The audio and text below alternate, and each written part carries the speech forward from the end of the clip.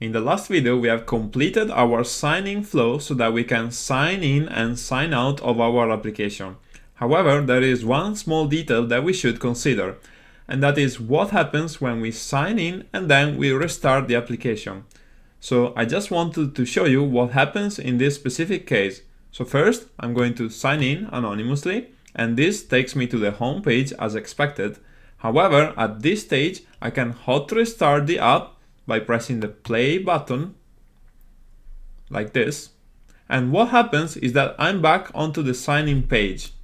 So here I need to point out that this is not expected behavior. In fact, it is very common for mobile apps to remain logged in when the application is restarted.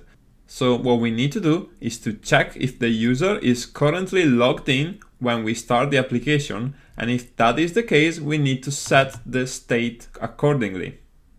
So to do that, we're going to implement a new method inside our landing page state class, and this method is called initState. So we're going to use it like this.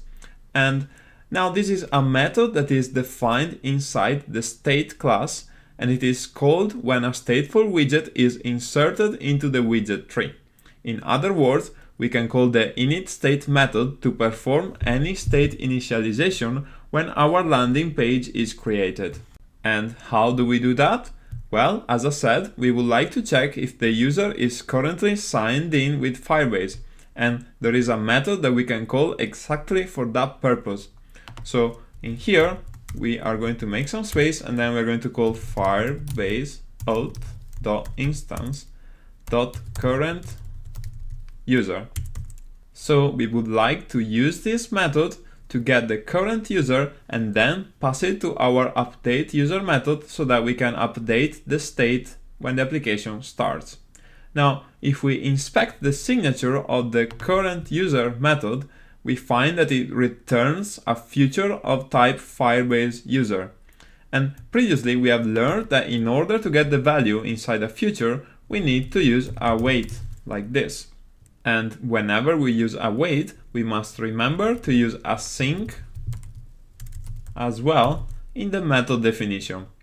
Okay, so now what we can do is to define a Firebase user to be the return value of this statement, and then we can call update user and pass user as the variable. Alright, so with this change, we should be able to hot restart the application once again. And what we can see is a big red screen with an error. So at this point, I'd like to take a bit of time to explain what this error is all about. And I'm going to do this in the next video.